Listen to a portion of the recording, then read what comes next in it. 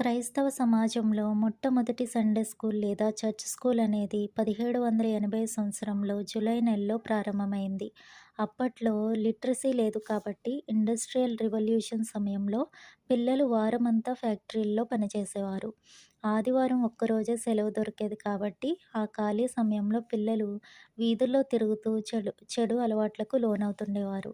ఆ పిల్లలను సరియైన దారిలో పెట్టడానికి మొట్టమొదట రాబర్ట్ రైక్స్ అనే వ్యక్తి ఇంగ్లండ్‌లో ఈ చర్చ్ స్కూల్ అనే విధానాన్ని ప్రారంభించారు. బైబిల్ మాత్రమే కాకుండా ప్రాథమిక విద్యను కూడా అందించేవారు.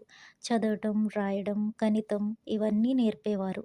ఈ విధానం ఇంగ్లండ్ అంతటా విస్తరించి తరువాత మిగతా ఐరోపా దేశాలకు విస్తరించింది. 1800 సంవత్సరం నాటికి ఈ చర్చ్ స్కూల్ విధానం చర్చెస్‌లో ఒక ప్రధాన భాగంగా మారిపోయింది.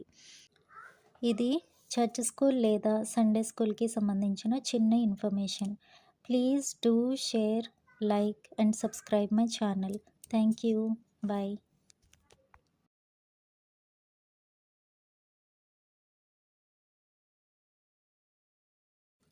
క్రైస్తవ సమాజంలో మొట్టమొదటి సండే స్కూల్ లేదా చర్చ్ స్కూల్ అనేది 1780 సంవత్సరంలో జూలై నెలలో ప్రారంభమైంది.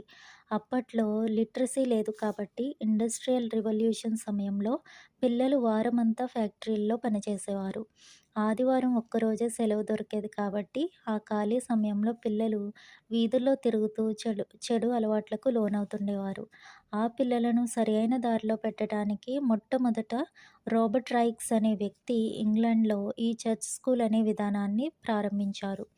బైబిల్ మాత్రమే కాకుండా ప్రాథమిక విద్యను కూడా అందించేవారు.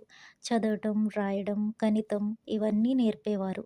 ఈ విధానం ఇంగ్లండ్ అంతటా విస్తరించి తరువాత మిగతా ఐరోపా దేశాలకు విస్తరించింది. 1800 సంవత్సరం నాటికి ఈ చర్చ్ స్కూల్ విధానం చర్చెస్‌లో ఒక ప్రధాన భాగంగా మారిపోయింది. ఇది చర్చ్ స్కూల్ లేదా సండే స్కూల్‌కి సంబంధించిన చిన్న ఇన్ఫర్మేషన్.